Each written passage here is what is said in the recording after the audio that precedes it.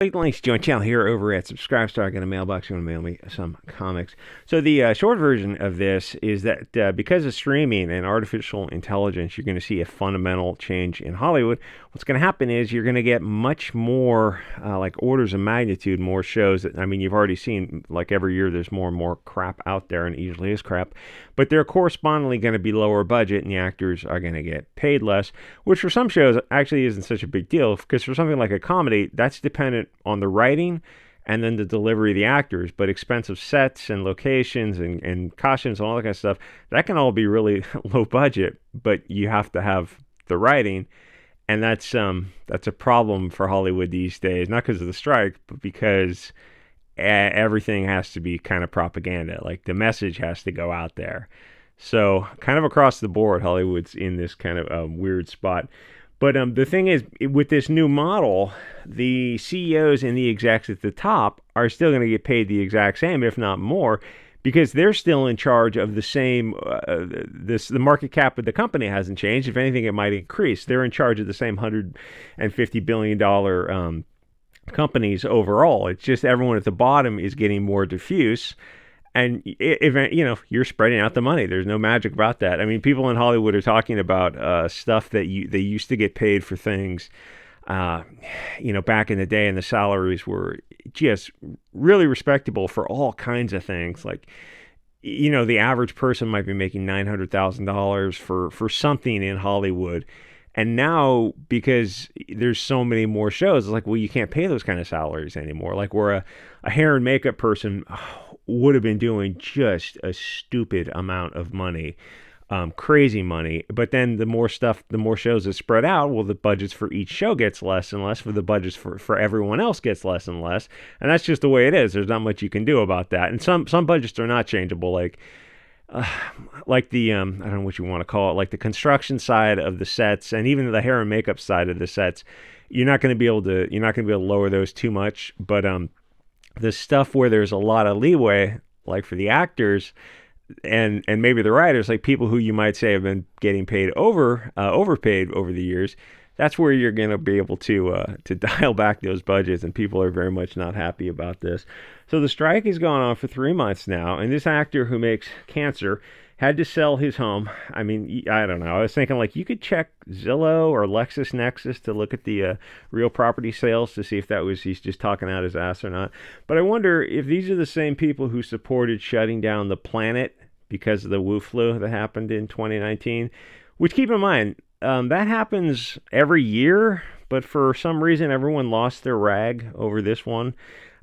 Or if they were, really bad ones don't happen every year. It's like a 5-year, a 10-year event. But nobody shut down the planet for the other ones. Just this one. It's like the government wanted to seize control. And anyway, so if these are the same people who told coal miners, don't worry, we'll give you your rights back later. Oh, okay, that's fine. There's nobody more trustworthy than the government and media. Or, I kind of wonder if these are the same people who were telling coal miners to learn to code. The funny thing about shutting down coal, oil, and gas is eventually, as the population grows, you're just going to have to open them all up again. By all means, please give China all of the American business. Have them produce all the steel you need for daily construction. Yeah, that makes total sense. Anyway, to be fair, this soy boy who makes globalist propaganda, he did raise some good points. He mentions that Bob Iger, oh, what a genius show this is, makes a stupid amount of money, hundreds of millions a year, to make just the worst dog poop movies on earth, because globalists have to destroy everything that people enjoy. Any order, any structure, the family, the church, the nation, they destroy it all. Perhaps you can take a look at Disney and modern Hollywood to prove my point and see if I'm talking out my hat. Or look at comics. The same thing happened in comics over the past 20 years. Parasites get into something, they subvert it and corrupt it from the inside out, it rots, it falls apart, then they move on to something else, but in the meantime they're blaming the customers for being intolerant Hugo Boss bigots, for daring to criticize. Oh yeah, this propaganda is kind of stupid. Could you maybe dial back the propaganda? Nazi says what? So you just go in an industry, you destroy it, and then you just move on like locusts. Yeah, that's... Hey, Heather Antos enters the chat. Anyway, so yeah, it sucks to see people go through financial trouble. even if they do make propaganda. But they can, oh, fabulous. But they can fix it if they want, because ultimately, while I don't agree with the poison they're putting out there, I do agree with their point, is that if they want to more fairly distribute the wealth in that industry, go for it. There's nothing stopping you. You guys hold a lot of the power in the industry. If that's what your industry Hollywood really wants to do, they should do it. They say they're all these left-wing Bolsheviks anyway. Why don't you practice what you preach? Just pay everyone in Hollywood, from the biggest actors to the CEOs to the bathroom cleaning services, pay them all the same flat hourly rate. I mean, yeah, it sounds crazy to you, but they say they're socialists. So why not socialize the pay? Do actors need to make $20 million dollars a movie? Do CEOs need to make $50, $100 million dollars a year? Does a CEO need to be worth $500 million? If you believe in socialism, then why don't they start bringing equity into the payment? They're like, yeah, we're not going to do that. Nobody at the top wants to do that. But you guys talk all this big game about your left wing belief system. It's like, yeah, we want your money. We don't. They don't spend their own money. They want other people's money, taxpayers. Other people's money is the best money. Hashtag join the subscribe star. So what happened is streaming, and how it changed the financing. Oh, thanks Vegan for yesterday. And how it changed the financing of repeat viewings. But something to keep in mind with Hollywood and the lizards who run it. They're looking for every opportunity to screw over the actors as often as they possibly can. It's a different type of business. It's the dirtiest business on earth. They'll use their legal department to delay payment as long as possible in the hopes that actors just stop trying to collect on fees and like profit payments. Like you might get paid up front for something, but then you get a percentage of something after a few years, and they're just hoping that your agent just stops trying to collect it, because it's like it's costs you so much to your time and effort to collect something, and you have to look at like what you're trying to collect. You're like, why don't you just pay people, like fulfill your contractual obligations?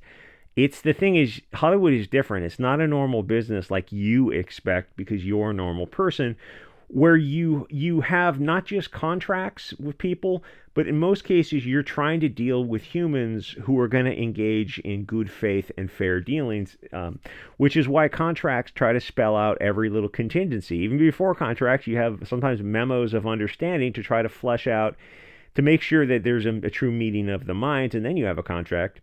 But if something is open to interpretation, both parties, in most cases, in most normal situations where humans are dealing with humans, you're not trying to screw the other person. You want to do future business together, so you want to be as fair as possible to everyone involved to try to make things right and go, okay, well, what was our original interpretation of the contract? We want to continue to do business. Let's try to mediation, arbitration, like just try to simplify things as much as possible. Hollywood's not like that at all. Hollywood is a completely different business model, because you're dealing with different people, and in some cases you're not dealing with people at all. These demonic entities from hell. Hollywood is basically Weinstein and Kevin Spacey, but there are 1,000 guys like him. What was that movie? I almost said Zoolander. It's not Zoolander, but I think the same character's in it. Tom Cruise played a bit part at the end of the movie where he's playing Weinstein. I forget the name of the movie. It's like a Vietnam parody movie with Ben Stiller and Jack Black, and it was really a really funny movie. And oh god, who's the Iron Man guy? I'm just the worst movie. Robert Downey Jr. He plays he's Australian. Your Australian mate.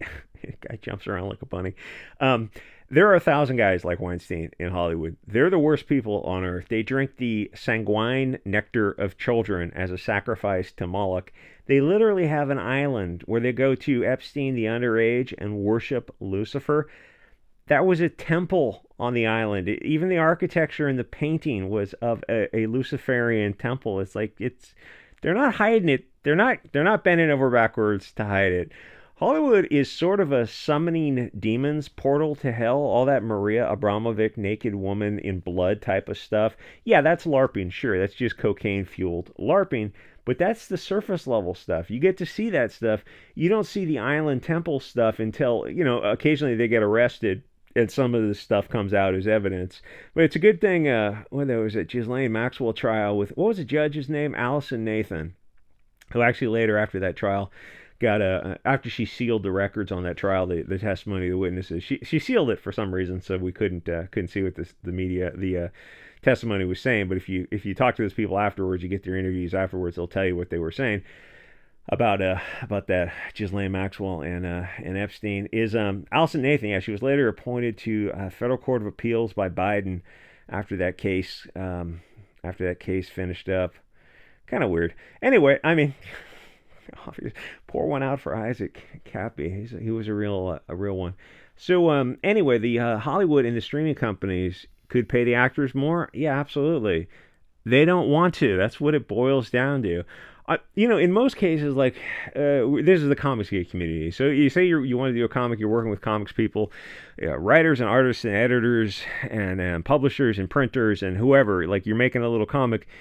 If you like the people you're working with, if someone's a good colorist, and there's a misunderstanding, like you both are adults who want to work together to continue to work together, because finding a good working business relationship with people that you can start to trust, that's worth a lot. Where if you have to give somebody a few extra percentages on some deal to clear up a misunderstanding, that's worth it in the long run to have, to work with humans. It's like, 20 years ago, there was a book that came out, what was it called? It's like, don't allow assholes into your business or something like that.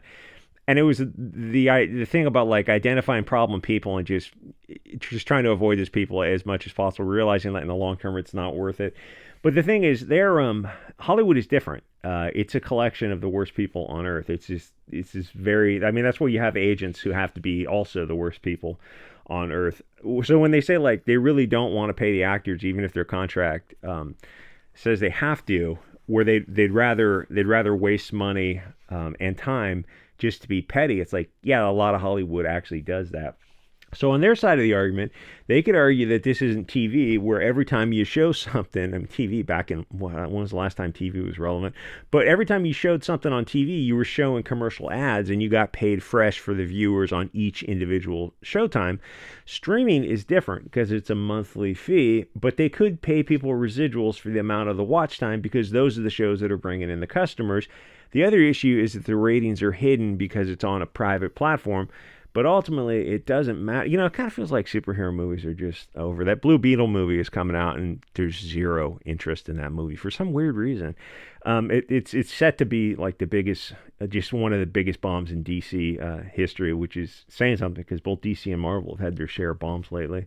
The thing is, ultimately, it doesn't matter what either party in this strike wants. If they strike, they will eventually gets most of what they want. The goal of the companies is just to wait them out, to try to make them homeless, to force them to concede. They really are just the worst people on earth. And you go, hey, so these CEOs are, the top apex of the company. They're making like $20 million a year. You go, have you considered dialing that back a little bit and spreading the wealth somewhat? And it looks to you like, buddy, we will cannibalize you in front of your family before we give up a dime of money. The problem for the actors is that not enough people care about actors or writers. The left wing loves their mental soy slop, but there's so many bread and circuses for the cattle now that if Hollywood takes a break for a year or two, people just end up watching more Odyssey, Rumble, BitChute, or using social media platforms, and eventually you'll start to forget about Hollywood. And there's so much old stuff out there too. The other issue in Weimar that nobody talks about is the idea of fixing the monetary system. Ever since the creation of the Federal Reserve, I swear this is obviously related. Like, this will seem obvious to you when people start talking about striking for more money. You go, wait a minute, why is the money worth less than it used to be? Because ever since the creation of the Federal Reserve over 100 years ago, America was doomed. They created these private banks. Yeah, it's called federal, but it's actually not. To take control of the country. Then they caused World War I to go into debt to fight. And obviously, we need to create these temporary taxes to pay for a war that we don't need to go into. Oh, it seems like a conspiracy. Oh, no, it's just tinfoil hat theory. But it all actually happened. The Federal Reserve in 1913 and war in 1914, and then taxation and endless debt. Yeah, what kicked off after World War I was, the endless debt, but it was also the beginning of 100 years of foreign intervention. Didn't the Founding Fathers say, warn against foreign intervention, being the world's policeman? Oh, yeah, well, screw those guys. But the endless debt and the inflation, yeah, it's fine. But who's benefiting? Oh, these bankers are benefiting. Oh. Which caused federal taxation, inflation, and debt to pay for it. And the icing on the cake was the last nail in America's coffin was that little act that passed in 1965 with one Hart seller or two Hart and seller, and going off the gold standard under Nixon in 71. Those are some of the reasons that you've had inflation every year simultaneously with growing debt, just a staggering amount of debt.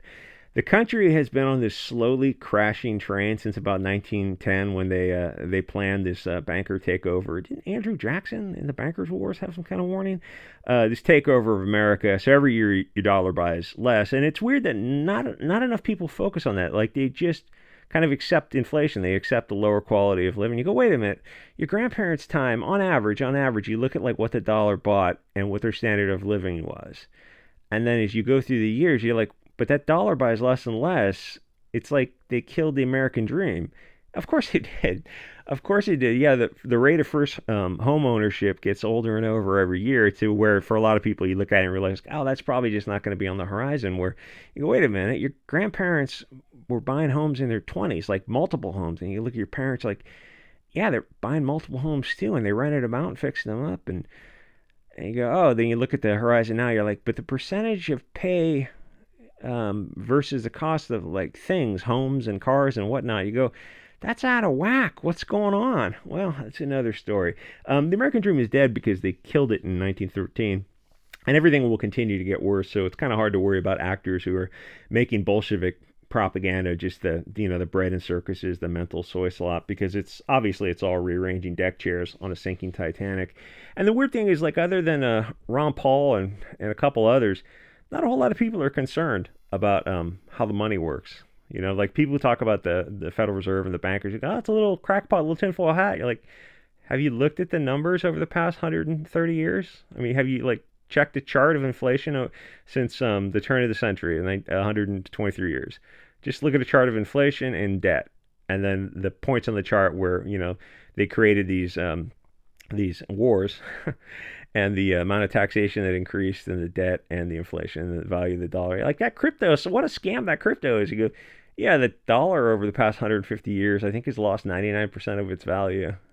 Oh, that's weird. Yeah, someone should do something about that. No, we're just going to go into more debt. So you're printing money to pay for money. I remember when Biden came out and he gave that speech like last year about we're printing money to pay America's debts. Oh, okay. Okay, that's just great. That's just great. Anyway, like, comment, subscribe, and I'll see you guys all next episode.